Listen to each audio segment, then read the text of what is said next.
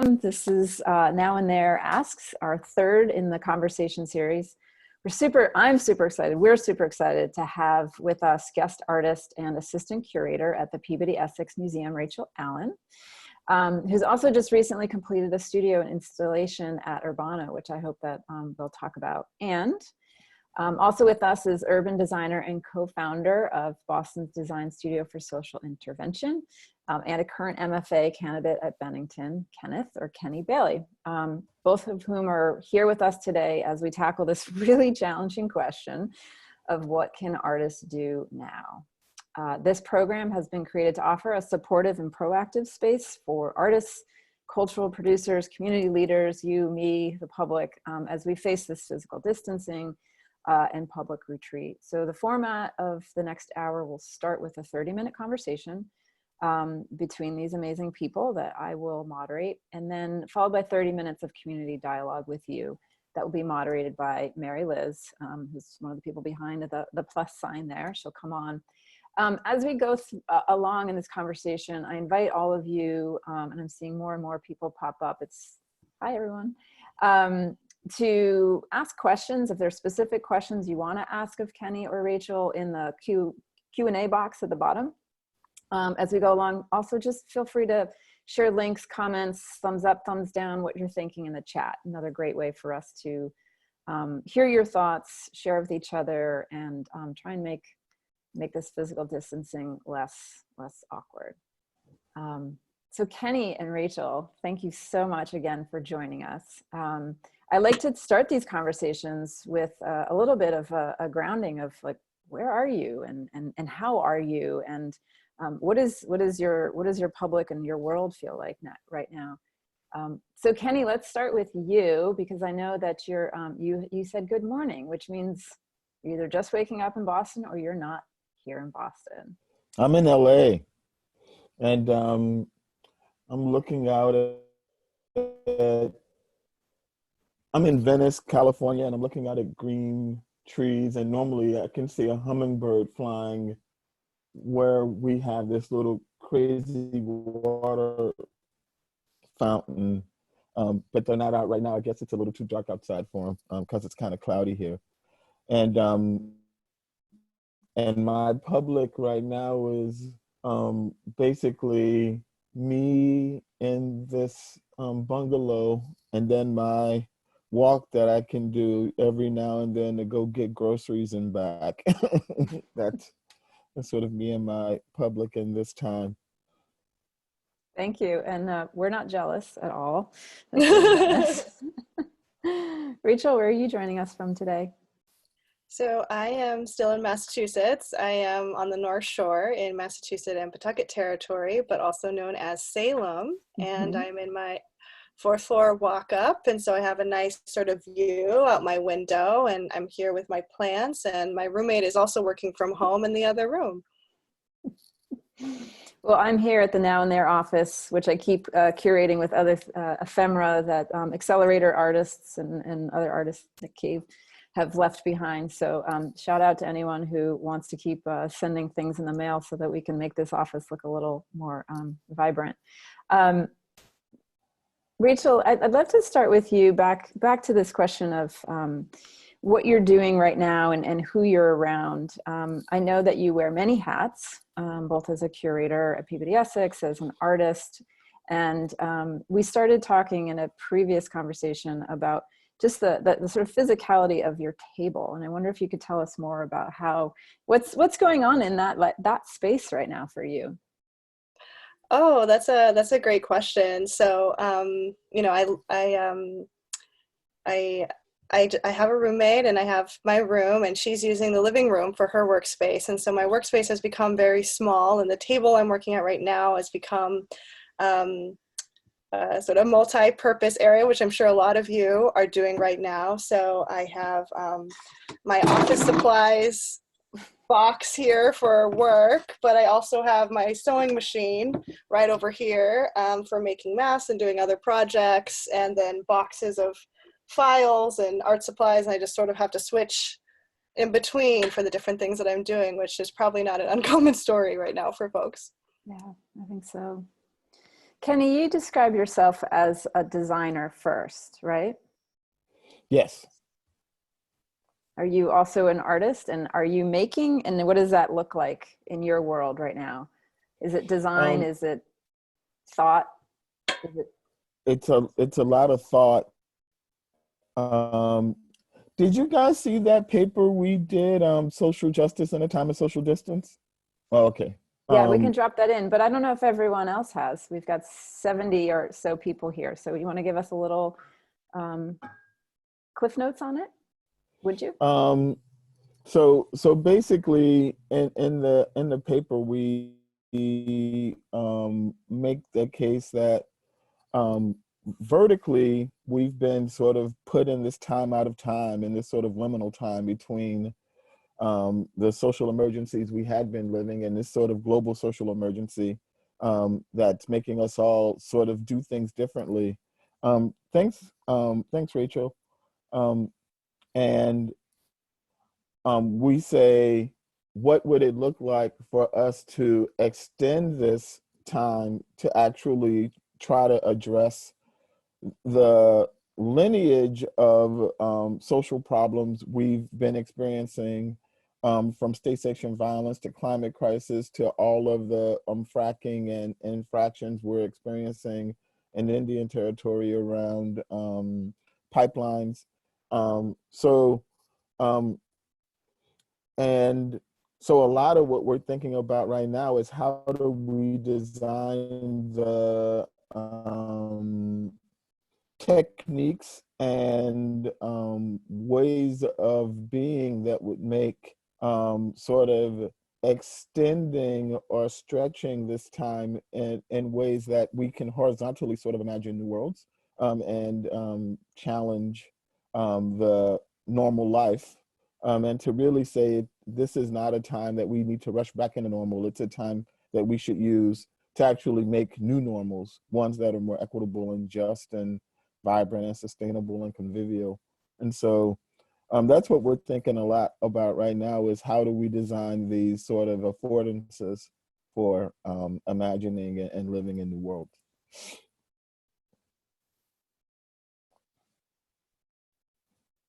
Rachel, you're also mining new past territories, both from your cultural histories and the histories that you care for at the Peabody Essex Museum. Are you also looking at time, or are there other materials, such as the air from your past installations, that you are also trying to expand or think differently about? Yeah, so thank you for that question. So what Kate is referencing is, in my practice, my artistic practice right now, and also sort of in other research that I do, my constraint is how do I manipulate the air? And I think in our society right now, we often dismiss or feel sort of removed from the air around us in terms of its materiality and physicality, its political and environmental implications, as well as its sort of spiritual and epistemological aspects. And so we feel sort of intellectually and spiritually removed from it, in my opinion.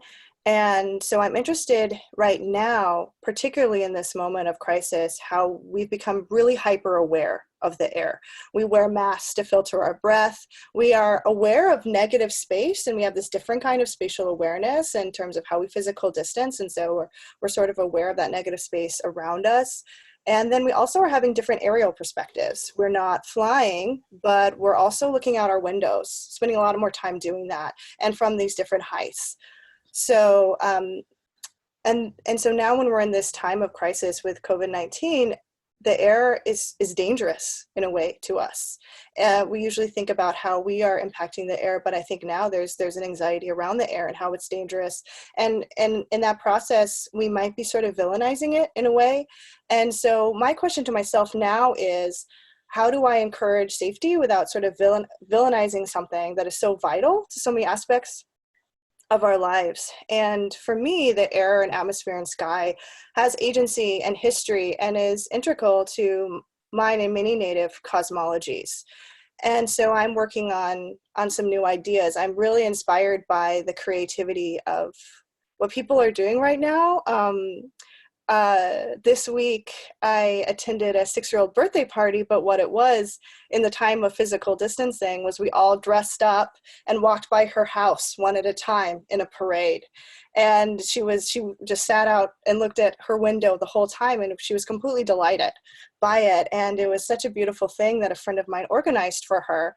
And so I was like, this is a beautiful idea. Normally you would think a parade is an absolute no right now, but how can we, so I'm thinking, so right now I'm sort of concepting what would an air parade look like right now? What would a positive engagement with air be?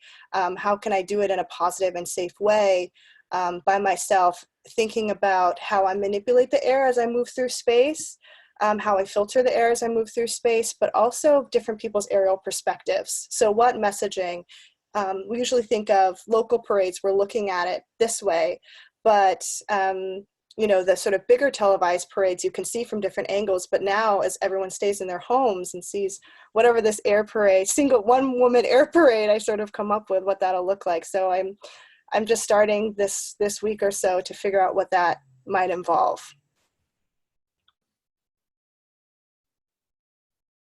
I love that. And That's it's beautiful, right?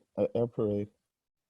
Kenny, it reminds me a lot of the work that you and Lori are doing at DS4SI, with especially in Publix, and some of the materials that you've presented, which are as ubiquitous as air. Can you give us some of the examples from in Publix and the approach that you're taking, which is very not a big parade, but looking at sort of the everyday and the ground level?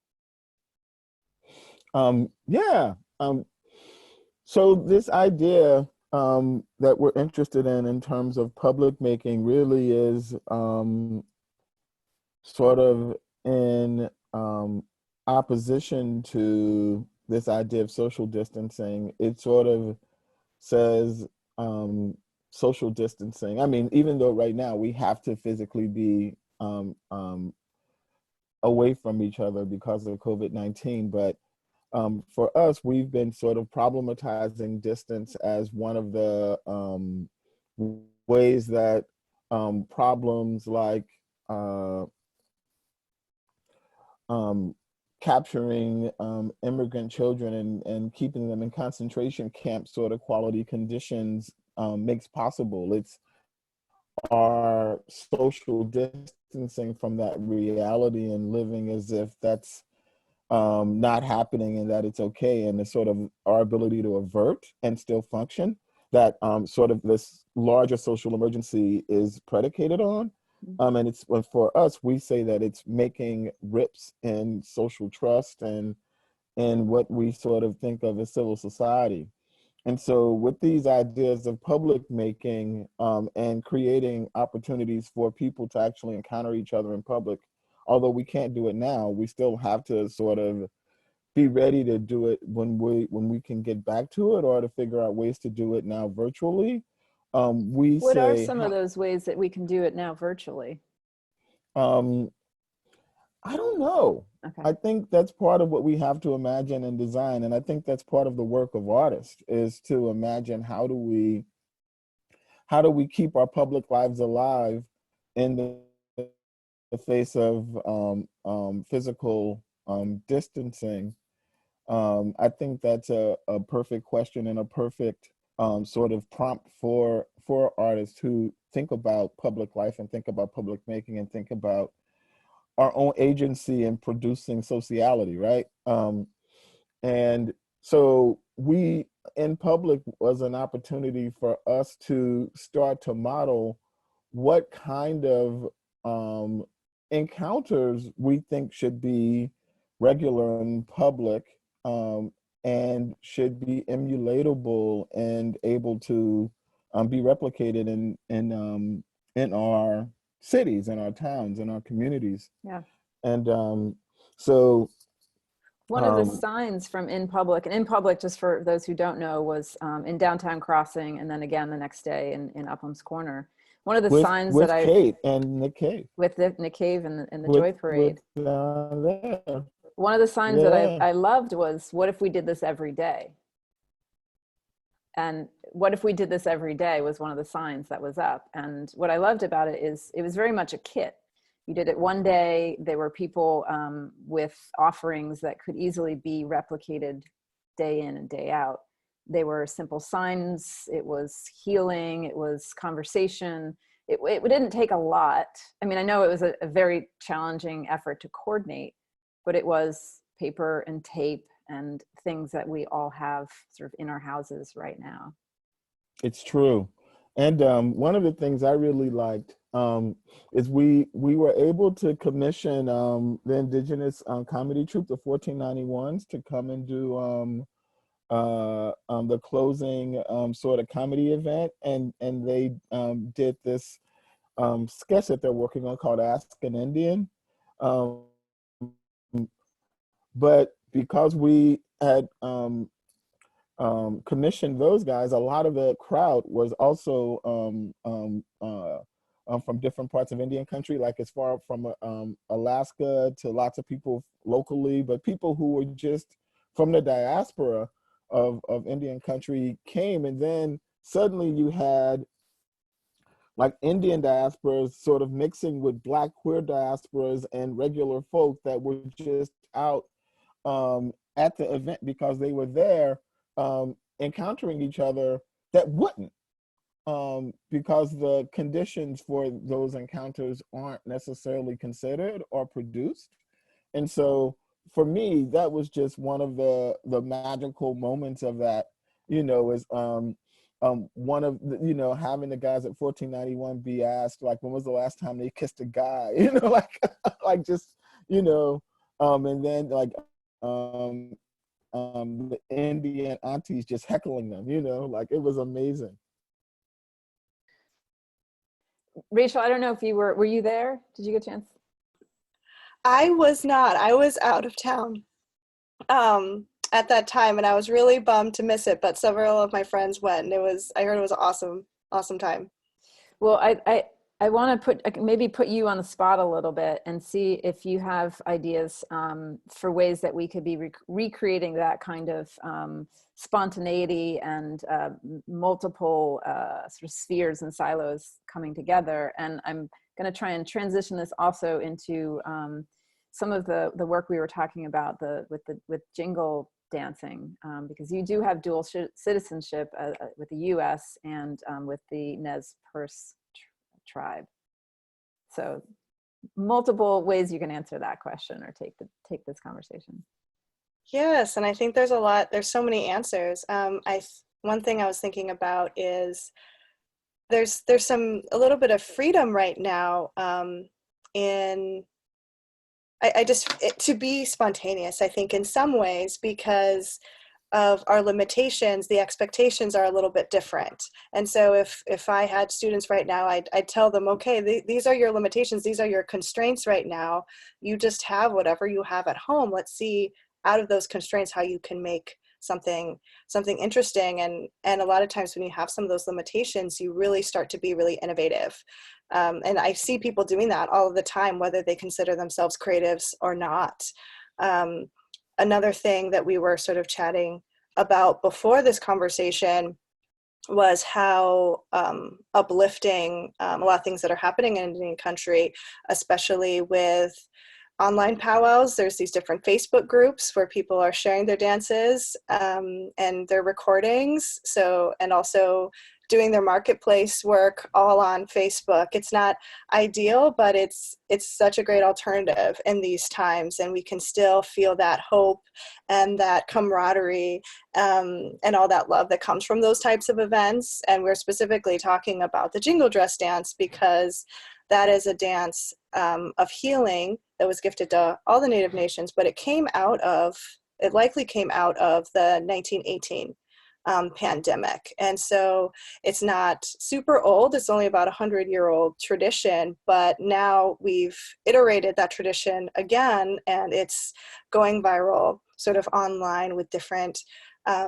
women and young girls dancing it for healing now. So that's really beautiful. And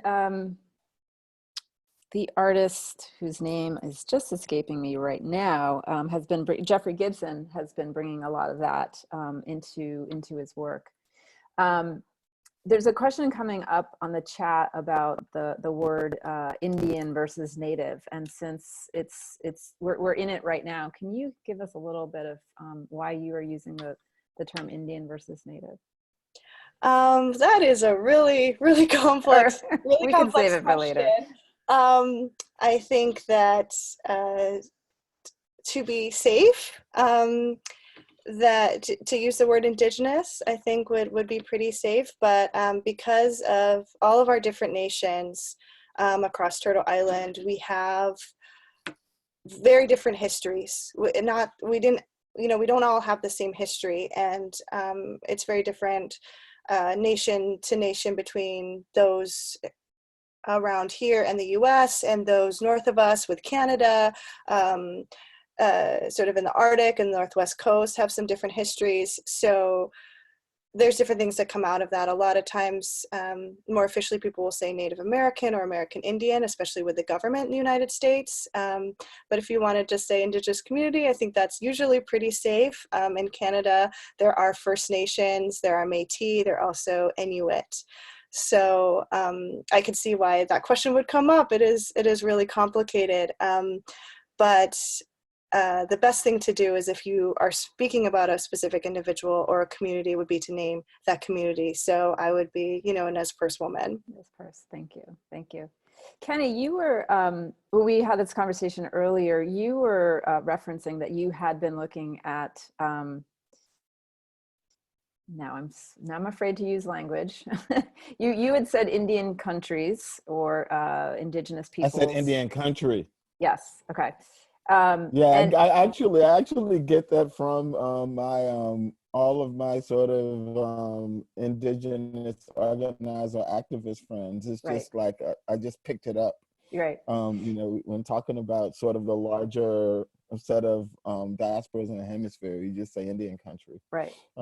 But yeah, and you've been looking at a lot of the traditions across Indian country now. And are you seeing that, are there things that you are incorporating into the design work or your circ work? Because you are with Design for DS4SI, you are picking this idea back up of the sort of toolkits relative to circs. And it sounds like ritual might be something that you guys are prioritizing right now. Well, it's one of the things that we're asking artists to prioritize. I had to do a talk. I'm here at the Code Pink House in Venice. And so I've been hanging out. Can you explain what that is? Code Pink, they're like the international network of feminist organizers, activists against war. And so the reason I'm in Venice is because I'm sort of hanging out in the Code Pink House. And one of the questions they ask right now is, what do we need in order to sort of start to transition to the new world? The world that we want, the peace economy, the kind of socialities that would put peace before war, that would put relation before transaction. And one of the things I was thinking is like, we won't get there just by assuming the world that we're in is over and that the new world has begun. We have to go through the proper ritual transitions to mourn, to deal with producing the kinds of conditions that will be required in order for us to trust each other, to move towards a new world. Like there's just a lot of sort of ritual, cultural work that has to be done. And I just feel like, artists are capable of doing that kind of work. So that would be my answer to that. And mostly like our work with sort of indigenous communities is just in partnership because they're also interested in social justice or social change, and taking the kinds of work that we do and making them work in the geographies and contexts that they find themselves in, or just hanging out. There's also that. Rachel, do you want to build off of that, and or you had I know you had a few questions for Kenny too. Yes, I'm so glad that you said that so eloquently, Penny. I completely agree. It's easy to want to jump the gun to like, let's make a memorial and then say it's done. I think that process of healing is really important for all of us. I think you also mentioned before that we're going to face some mental health issues that we're all going to have to deal with, and then I think especially with historically marginalized communities that are being re-traumatized by some of these epidemics. I think it's really important to think about how we care, and how we care for each other and care for our communities, and how we take the right steps into making these new rituals, these new habits, and this new way sort of being after this. So I really appreciate your sentiment on that. And then what was the second part? What was your question again, Kate? I don't remember. You had a question last time for Kenny Oh, that he was going to right. think about before this call, I think. Yes, I definitely did. And so I was thinking about you do all this community work that brings people together and has people think differently and sort of inverts these sort of power relationships. But how do we sort of keep this connectedness or relationality sort of in this time without the internet? The internet is a great tool. I love that we have this webinar right now and that we're doing that, but it's not the answer to everything. And so I was wondering how you could think about how we can invent ways of being connected outside of the internet during this time of physical distancing. I think it's a great design question. We need to create the conditions for artists and designers to come up with them. I wish I had them. That's something we should pull together. Let's do it. Let's I don't know, we probably have to do it virtually, but we should create some kind of event for people to actually design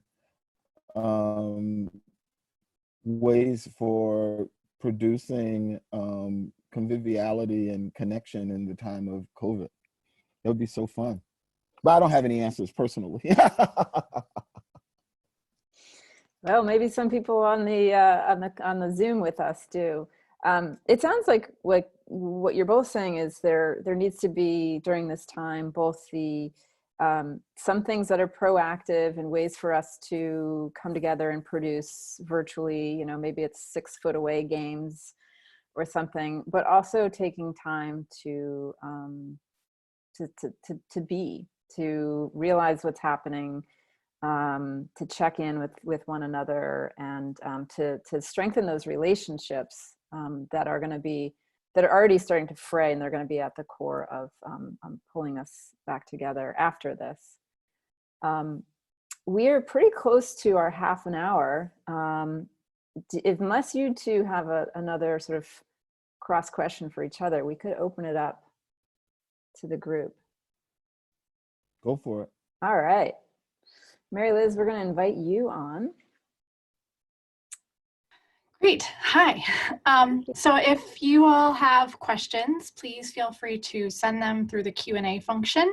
And we would love to get your voices in here. So if you would like to ask your question live, please let me know in the text of your Q&A so that I can promote you. I see one person has their hand up, so I'd love for you to send your question over, and then I can address your question and get you on the line. So we'll give folks a couple times to get their questions through to Q&A. But I'm wondering, sort of based on this conversation, so even the label of artist right now feels a little complicated. And what does it mean to call yourselves artists, or to call a person an artist, and their role in the crisis is like human and then with a label? And how are those labels useful during these times, and how might they be changing? So I'm wondering, Rachel, if you have any thoughts on that, and then Kenny, I would also love your take on it. Thank you for that question. I've struggled with the sort of labeling myself as an artist or not, you know, in these past few years as I've been developing other aspects of my career. I see teaching, curating, and art making as all very intertwined practices, but sometimes some take priority over the other. And so, for example, I'm working full time as curating. I am making art after hours, but I'm currently not teaching. But I did teach for 4 years before this.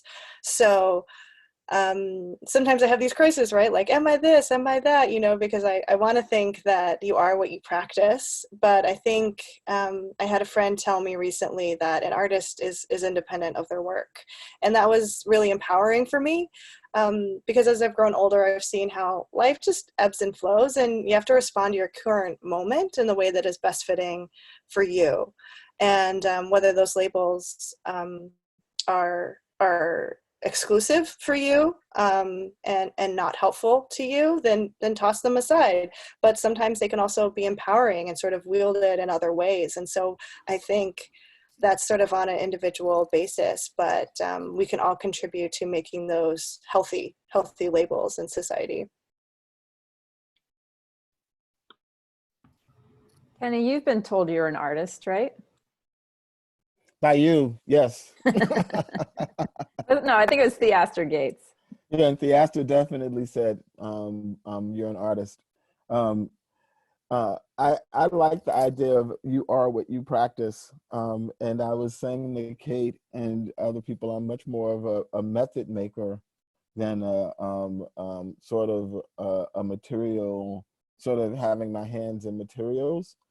So I'm totally coming around to being open to being considered an artist. It's sort of interesting too, because I'm in an MFA program and I'm teaching, but I'm doing more sort of design focused work and lots of surveys on like socially engaged practice. So I'm open to it. You can continue to rib me. I'm down for it. I like to think of it as gentle encouragement. Okay, I'll take that too. It looks like we have some questions now. Is that true, We Mary do. Liz? Yep. So Emily, I'm going to turn your mic on first. So give me 1 second. And okay, you should be good to go, Emily, with your question for Rachel. Hi, Emily. Okay, excellent. Hi, well, this is great. Thanks so much. I love this conversation. I love hearing from Kate and Kenny and Rachel. My question for Rachel is, I was quite interested in when you were talking about how we're all looking out windows and we're getting new aerial views. And I was thinking about how so much of this is now mechanized in a way that it brings it to our house. But is there, and a lot of other people have talked about how can these things normally seen as negatives be now seen as positives? I think of drones so negatively, but is there a way now artists and you as curators and other people can start thinking of the use of drones in a positive way and pull this, make it our own somehow? That was my question. Thanks, Emily. Go for it, Rachel. Thank you so much for that question. Oh, that's a hard one. I really love that you asked that. I'm going to be thinking about that now. Thank you.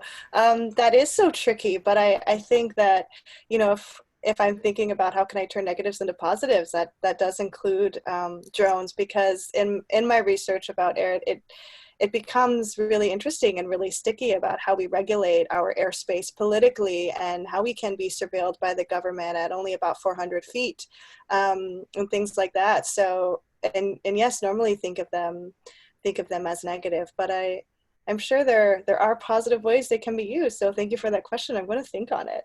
I've never used a drone, so I would be really interested to do that.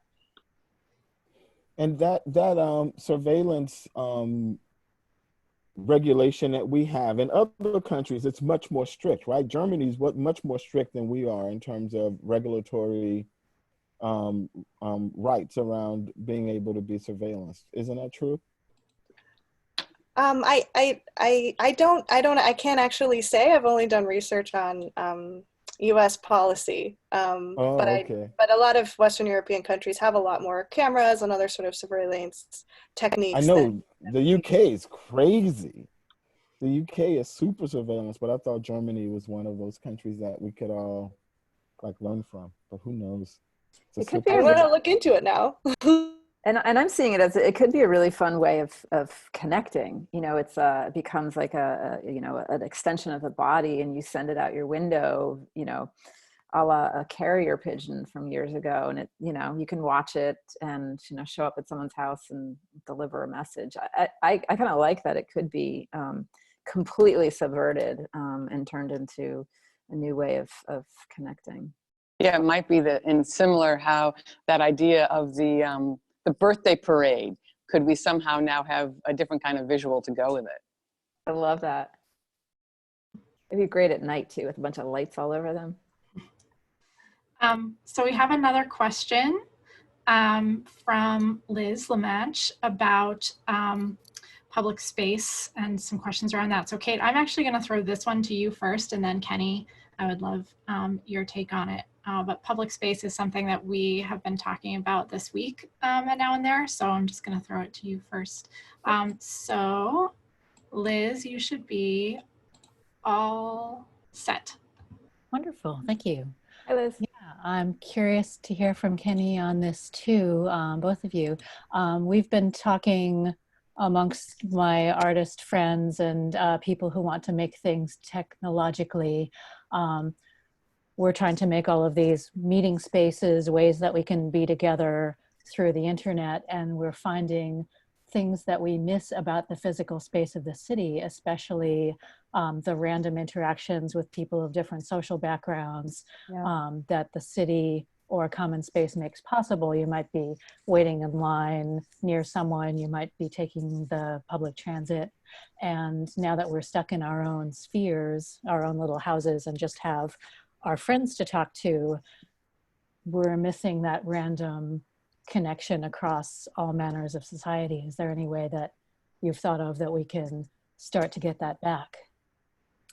That has been something that I'm feeling acutely this week. Part of the reason I love living in the city and doing this work that we do at Now and There is this just random connections and meeting someone on the street. I have taken to Twitter again, which I know is not quite the same, but my usual friend set is not on there. So I can explore a little bit more and sort of follow through on hashtags and different articles.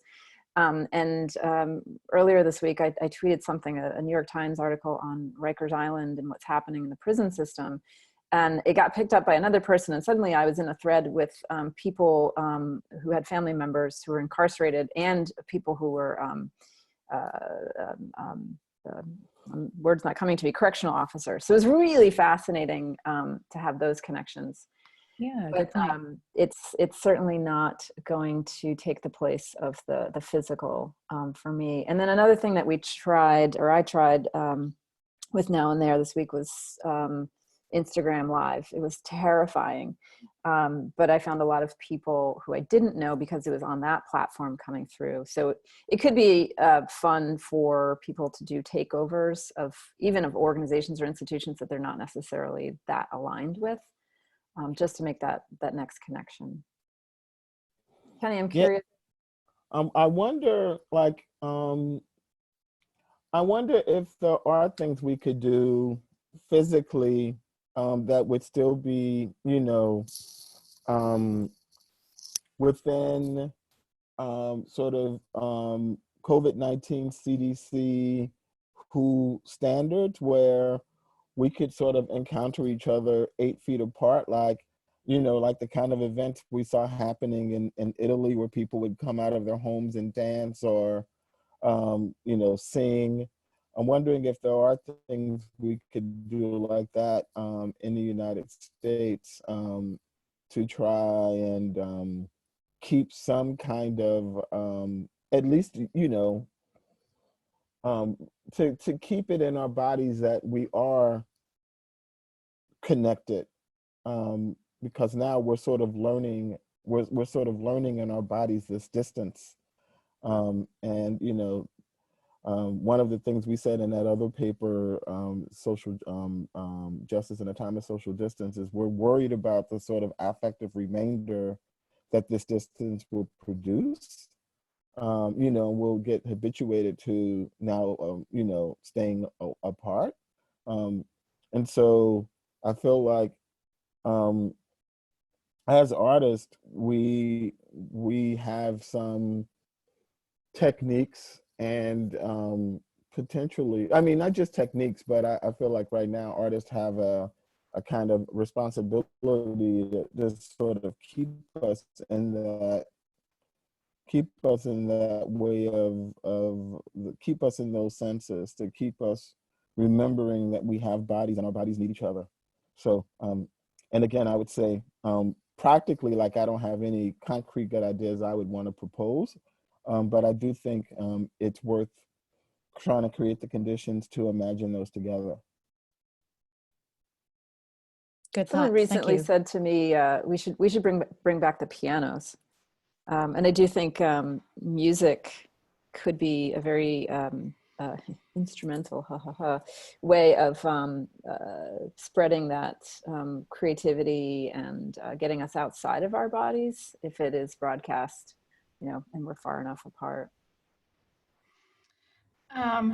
So we have a great question here from Kanan. And Kanan, I'm going to unmute you. I wasn't sure if you wanted to talk, but I'm going to say that you did, and I'm going to unmute you and give you a couple seconds to tune in on the line and ask your question. And Kanan's question is about creativity. And if I'm pronouncing your name wrong, please correct me out loud. You should be all good to go. Thank you. You said my name perfectly, or I think so anyway. I'm never sure, It's said so many ways, now I'm confused. I have an identity crisis. But thank you for allowing me to ask a question. So I feel like artists are always, excuse me, working with constraints, and that's where the creativity comes in, and it leads to these beautiful things. The one thing I have on my mind, I can expand a little bit of where this question comes from, but basically I'm looking to understand, how we can get creative with this. The background is, we look at how we've gone from a society that worries about the self, an individual-oriented, individualistic society, to a more collectivist society where people are saying to each other, hey, it's not about you, you might make grandpa sick. So you should act with that awareness. So that is being asked of people. If people are hanging out in the beach or park or whatever, they shouldn't be doing this, don't they understand? And people are guilting each other and all that, maybe rightly. But how do we take that such clear understanding of the immediate effect of somebody's action on someone else, and then take it to something larger like climate change, where again, if somebody is driving a car that's fueled by fossil fuels, they are in fact affecting the future generations. But we don't say that to people driving cars and people running coal factories. We don't say that, not in the way we do right now. So many of us are out and about saying, don't do this because it affects other people. But the only difference between the two is time scale. And how can artists reconcile this difference and help people feel the effect of our actions on others, whether it's today or tomorrow or 5-10 years from now? I would say make the time scale public and make the relation public, like literally to map that relationality of cause and effect with COVID to the cause and effect of climate, and just draw the same arc, and so that people can see that the COVID arc and the climate arc are the same arc, just in two different temporal dimensions. And to not necessarily say it with words, but to say it visually, so that people can encounter it and take from it what they will. I think we were talking about earlier, this is a great time to be making two-dimensional statement pieces that are clear like that, that could be hung up fairly quickly, so that people can start to bring these kinds of ideas into their own consciousness. There's no reason that, you know, I don't know what your making process is, but, you know, if you are a poster person, or if you have people that are poster people, to do some iterations of those ideas and then put them out, and then see how people respond to them. Thank you.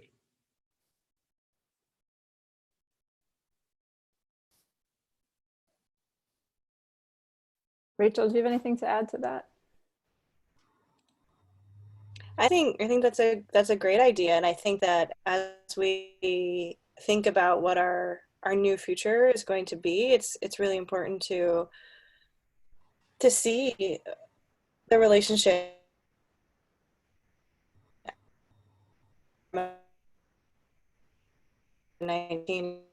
This pandemic has the power of the earth. Of its making, per se. Like, we created the conditions for this to be so so widespread, and for it to affect us so much. And I really love the idea of anyone can make a poster. If you want some inspiration, go to justseeds.org. That's a really great collective. And I really love how right now people are feeling like they can put their voice out there in their windows, in their shops, and in all these different places, no matter if you consider yourself a creative, if you label yourself a creative or not. And I just really love how people are putting their voices out there.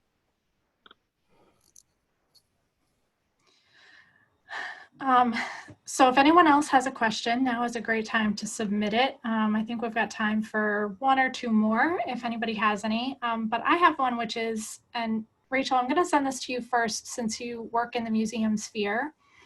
With a lot of places where we go see art and where artists are given opportunities to show being closed for we're not sure how long, what are some of the ways institutions like yours, which is the Peabody Essex Museum, are supporting and engaging artists and giving them new opportunities right now that might be different than some of the self-making that we've been talking about for a lot of this conversation? And or what ideas as an artist do you have about ways that organizations can be doing that kind of supporting, which might even be more potent of an answer? Yeah, so that's a great question. So our museum has put up, we have many artists that work for PEM, and reaching internally first for some of those initial projects has been great. We have put out some different hopeful signs in front of our building and in our windows. There's some right now. If you're up in Salem, walk by and you'll see what does it say? Love anchors the soul, I think is what it says right now. And we have our big anchor out there. So there's some beautiful messaging that we've put out from artists in our museum.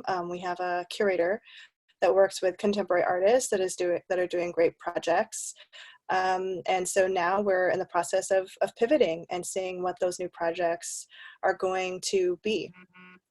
And hope anchors the soul. Thank you, Karen. Hope anchors the soul. Thank you, Kathy. My coworkers helped me out there. I had a blank on what the sign said. Hope anchors the soul. And so we're pivoting right now to see what we can do. But I think there's lots of opportunities there, and there's different folks within the museum that are figuring that out.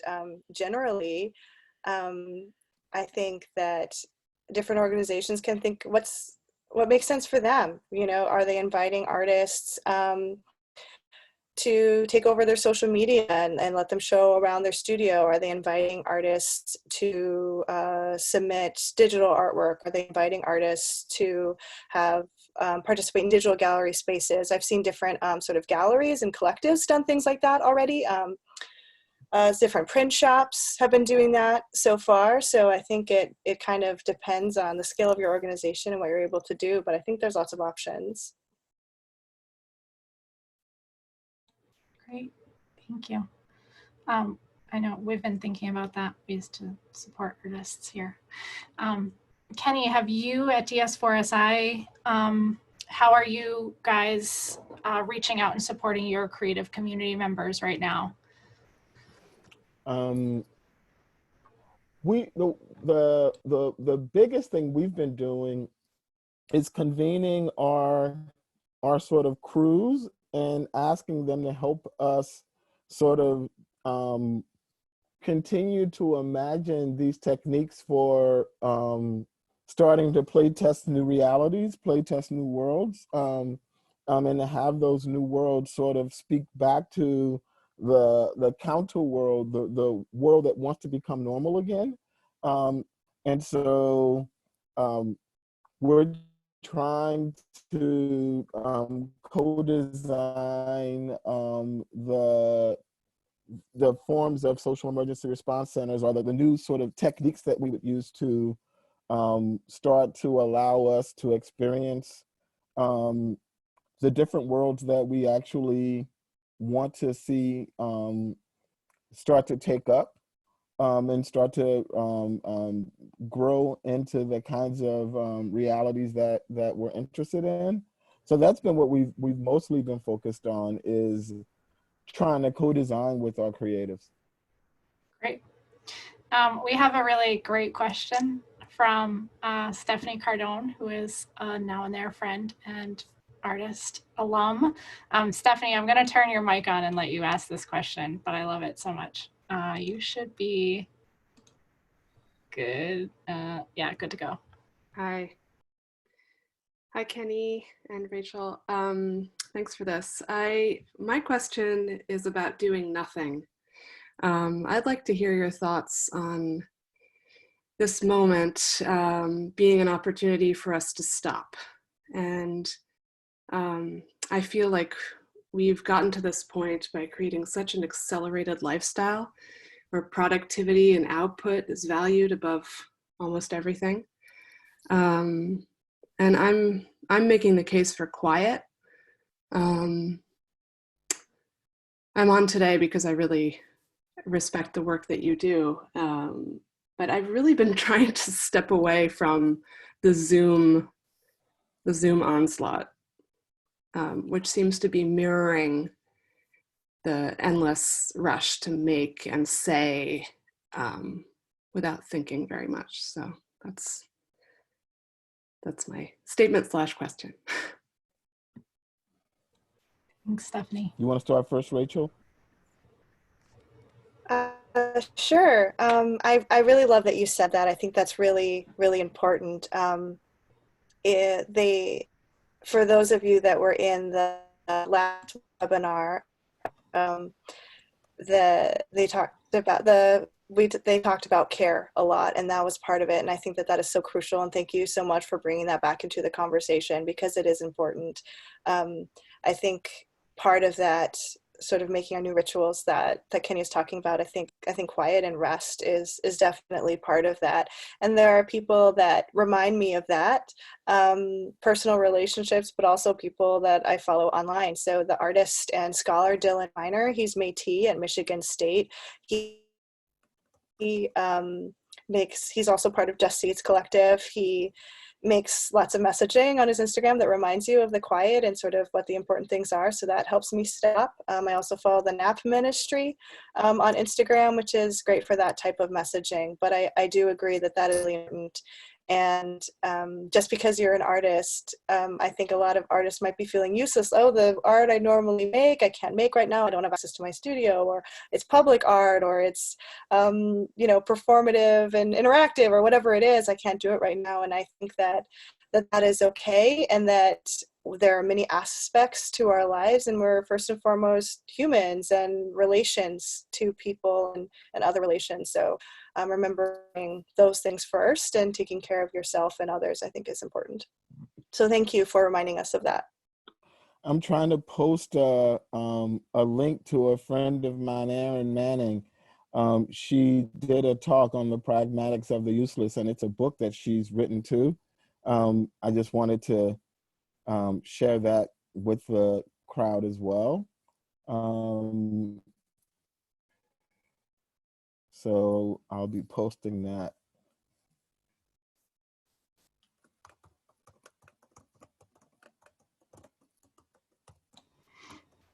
I think I have it, Kenny. Oh, wow, you're fast. Not as much multitasking. Can you tell us a little bit about what Erin talks about in this book to give people a flavor for it and relate it to Stephanie's question? And then if anybody has one last question, I'm happy to take it. Otherwise, Kate will be ready to wrap up when you're done. I think it's similar to what, God, thank you. I do not know how to do, I'm doing such a bad job of this. She has a Vimeo on it too that I was trying to post, but for some odd reason I'm not doing it well. But it's sort of similar to Stephanie's sort of concerns that the rush to step into space with the same set of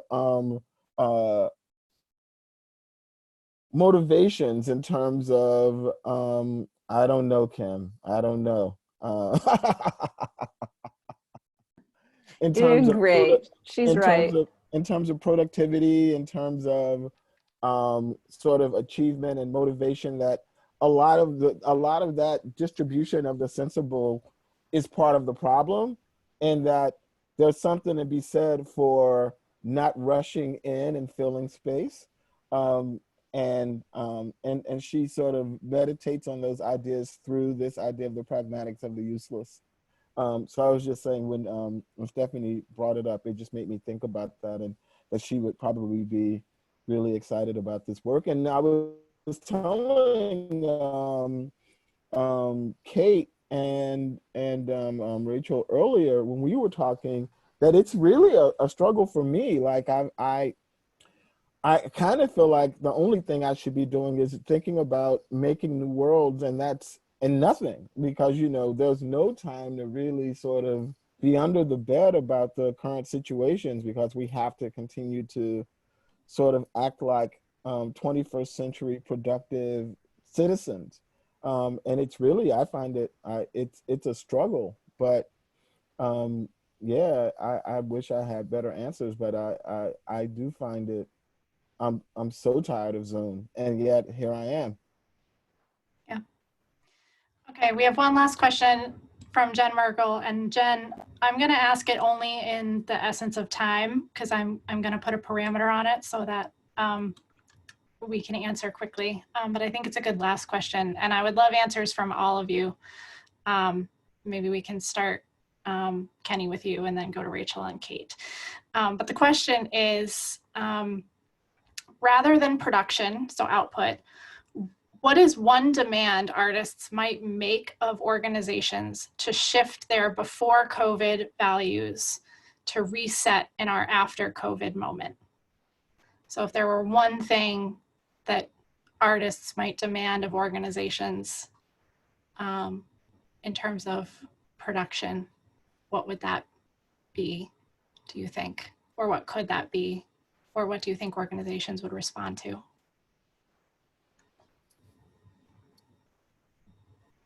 I want to defer to somebody who has an answer immediately. That's fine.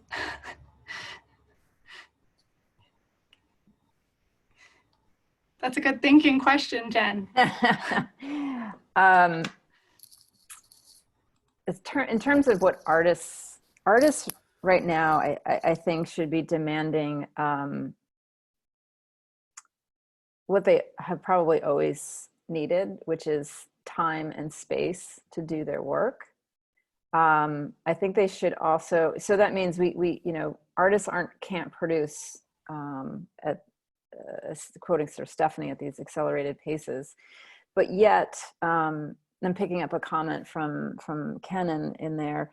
The bad guys are going to be out there talking first. So I think that I'm going to bring us back to curation. The strong curation of organizations can help the artists who might not want to do a first response. I think it's individual. Some artists just want to go out there and start making posters and do, and then others are going to need time and more time and space. So artists, organizations, I hope, are holding space for both kinds of immediate response, productivity, and a sort of a different type of making, which is usually more internal. So I think organizations need to value artists and where they are in their practice and giving them that time and space to do that.